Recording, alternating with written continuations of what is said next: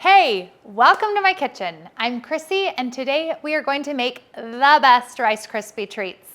You know, they say that Rice Krispie treats are the easiest dessert to make, but am I the only one that had a hard time making them?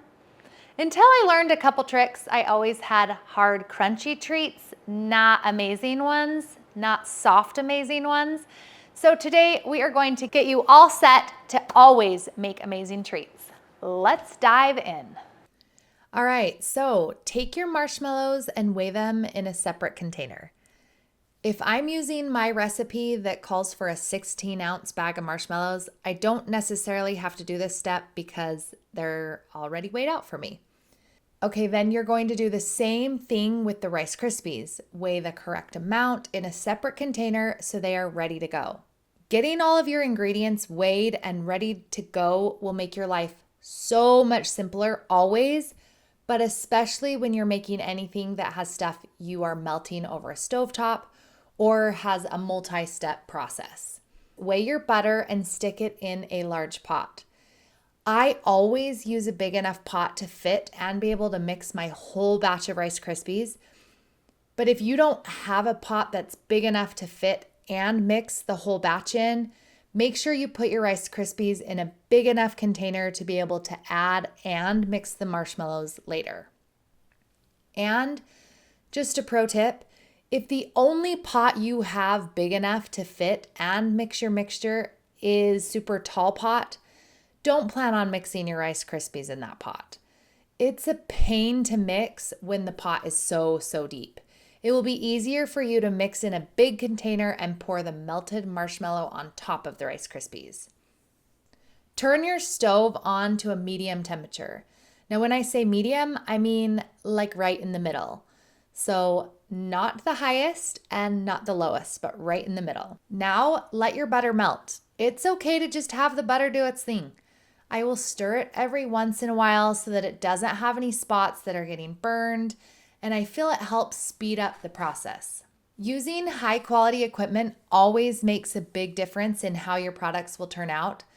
Now, does it mean that you have to have the nicest of everything? No, but it does mean that you may have to adjust your heat or your timing to have the same outcome. Once your butter is melted, pour your marshmallows in the pot.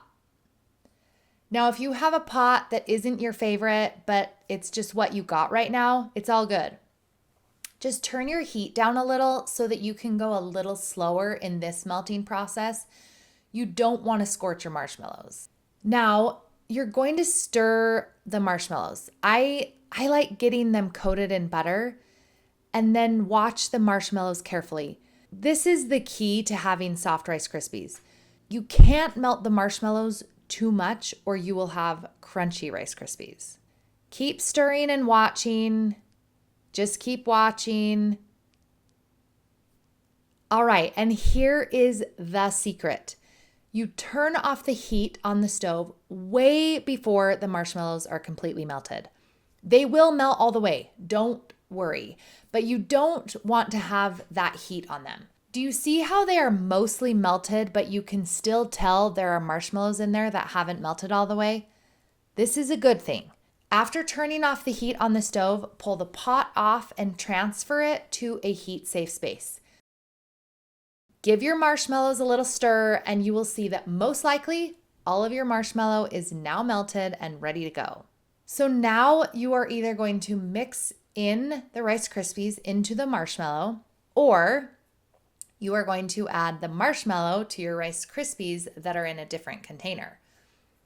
You want something sturdy to mix your ingredients together. A wooden spoon, a high heat nylon spoon, or something that will be able to get the sticky marshmallow stuff off the bottom of the pan.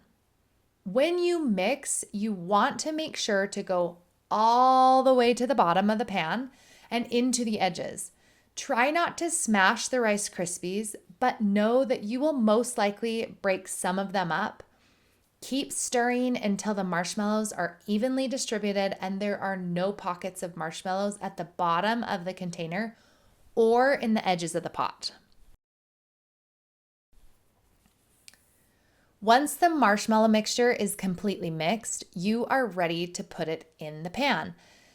So I prepare my 12 by 17 pan by spraying nonstick spray on the bottom and edges of the pan, and then putting a parchment paper over the paper and then lightly spraying on top of the parchment. Now I take the nonstick spray and I spray my hands. I always like to use gloves just because it is easier cleanup, but you can spray your bare hands as well. I even like to get a little spray on the tops of my hands so that I don't have marshmallow sticking to me everywhere. Take the Rice Krispies out of the container or in the pot and put it in a pile on the pan you are using. And get as much of the Rice Krispies out of the container as you can. And then you're going to take your hands and spread the mixture into the pan. Now, don't go so crazy that you are pushing the mixture so much or so hard. You don't want to create super dense Rice Krispie treats. You just want to press it good enough to keep it together. Usually spread the mixture all over the pan, and then I'll just move my hands back and forth to compact it just enough. All right, waiting is always the hardest part, and although there is no fast rule on how long to wait to cut into your Rice Krispie treats, the longer they sit, the easier and less sticky they will be on your knife.